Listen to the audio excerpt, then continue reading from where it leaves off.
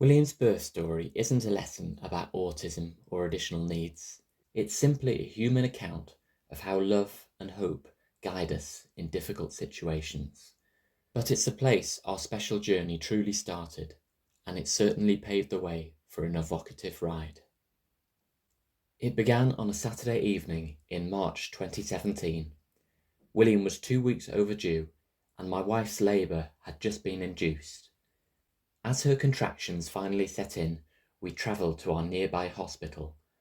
The maternity ward was eerily quiet as we were guided through to an examination room.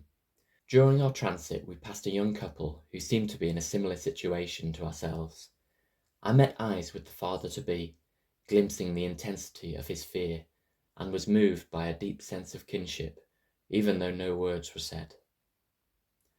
Until this point, we'd been doubtful about whether we should even be in the hospital. I'd been told on the phone that the pains my wife described were unlikely to reflect labour, and it took a little while to gain agreement for admission. However, now, following a brief examination, a specialist declared that my wife was indeed in labour, and so our long night began. From then on, my wife didn't need to walk, but was to be wheeled to our key locations on a hospital bed. Firstly, we ended up alone in a small darkened ward where there were several unused beds. Beyond our bedside curtain was a window, through which poured the moonlight of a cool early spring night. My wife was apparently early on in her labour process, and so a nurse offered some medication to make her drowsy, which she accepted. However, just a few minutes later, she felt a trickle and then a rush of fluid from her midsection. Her waters had broken. The liquid on the bed shimmered in the pale night, and it was unmistakably red. My mind rushed to comprehend the implications. Which one of them was bleeding? What did this mean? Just as quickly, my wife was raced to a delivery room. Here, a midwife placed detectors on her belly, one to monitor her contractions and one for William's heartbeat, but no heartbeat was detected. The midwife calmly adjusted the detector, setting it at another location. Still nothing. They had never struggled to find his heartbeat before. In those moments, I felt like I was falling. I was struck with the horrible thought that the world is actually not a safe place, no matter how much we try to make it so.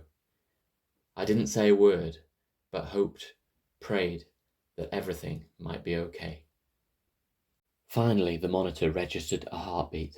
My free-falling feeling abated, but the adrenaline of our close call continued to course through my body. This wasn't to be the last world-distorting moment of that long night. It soon became clear that William's heart rate wasn't normal and was dropping significantly during contractions. A doctor was called, who was able to take a tiny blood sample from William's pre-crowning head. Thankfully, this showed healthy oxygen levels, and my wife's labour continued without intervention. Nevertheless, despite her drugged state, my wife sensed that something wasn't normal and regularly asked if William could be born quickly. The midwife reassured that the situation was okay, at one point looking at us compassionately and saying, "I know you think I'm being horrible." "No, I don't. You're really nice," my wife slurred back. The hours went by, and William's heart rate continued to drop periodically, although his blood samples were consistently normal. Gradually, he moved closer to the outside world, and our birthing team began to coach my wife through her first few pushes. Then it was 8 a.m. The whole night had passed, not that we had noticed the stirrings of dawn outside. The final stage was proving difficult, and our doctor decided to use a ventouse, essentially a suction cup, to aid William's birth. He attached this, and we waited tensely for my wife's next contraction. It began, the doctor pulled, and my wife pushed. I stood helplessly, urging them on and watching as William's pink head began to appear. The next stage probably happened very quickly, but it seemed to occur in slow motion. "Hit the emergency button," the doctor commanded. "Push as hard as you can," he said to my wife. William was stuck. Within seconds, the room was flooded with hospital staff who surrounded the bed. Some were supporting the doctor, A couple raised the foot of the bed. Others seemed to be there simply to provide comfort to my wife. Everybody focused, pushed, and pulled as needed. More of William emerged. His head looked crumpled, and it struck me that perhaps there would be lasting damage. I didn't care. I just wanted him safe and well. I later learned that this was a harmless side effect of using the suction cup. Then William was out. His body hung limply in the doctor's arms as the umbilical cord was cut.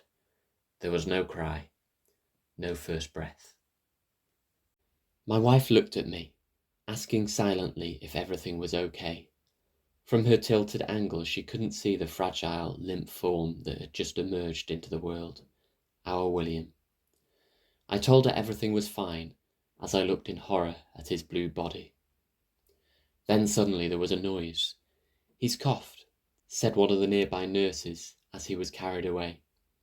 "He's coughed," I repeated to my wife, with tears of relief running down my face. She had tears flowing too, although she didn't quite know why. William was taken to an oxygen machine on the other side of the room, where he lay still under the bright light, surrounded by the dedicated team. I remained holding my wife, who had a rising sense of unease about what was happening to her baby. Thankfully, William soon began breathing normally and was brought over to us after a few minutes. Now he looked pink, puffy, and much bigger than he had seemed when he first arrived. He lay on my wife's chest and immediately began looking for his first meal, giving us a glimpse of his determined personality. As I crouched beside them, I was flooded with the best emotions, but also felt shaken by the experience. To this day, I struggle to think about the ordeal without feeling deeply moved and humbled by the special people who helped us. Then it was my turn with William. I sat on a bedside chair with him in my arms, my shirt open so he could press against my skin. It was a powerful moment, perhaps for both of us. I looked into his inquisitive, slow-blinking eyes and was struck with a sense of our connection. "We're going to be entwined forever," I thought, as I gently introduced myself and explained a few key details about life on Earth. A little later, while William lay sleepily in a clear box, another doctor came to check on him. To our delight, William seemed to be in perfect health, with a heart rate slightly on the low end of normal. "He's going to be an athlete," the doctor said, as he left our new family of 3.